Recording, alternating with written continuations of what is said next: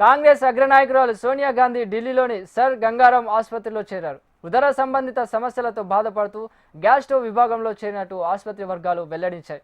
ప్రస్తుతం ఆమె వైద్యుల పరిశీలనలో ఉన్నట్లు తెలిపాయి. ఈ నెల 9న సోనియా ఇదే ఆసుపత్రిలో వైద్య పరీక్షలు చేయించుకున్నారని, అధిక రక్తపోటుతో బాధపడుతున్న ఆమెకు వైద్యులు చికిత్స అందించారు.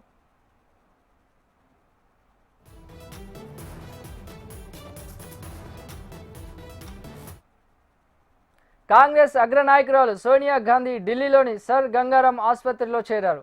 ఉదర సంబంధిత సమస్యలతో బాధపడుతూ గ్యాస్ స్టవ్ విభాగంలో చేరినట్లు ఆసుపత్రి వర్గాలు వెల్లడించాయి. ప్రస్తుతం ఆమె వైద్యుల పరిశీలనలో ఉన్నట్లు తెలిపారు. ఈ నెల 9న సోనియా ఇదే ఆసుపత్రిలో వైద్య పరీక్షలు చేయించుకున్నారు. అధిక రక్తపోటుతో బాధపడుతున్న ఆమెకు వైద్యులు చికిత్స అందించారు.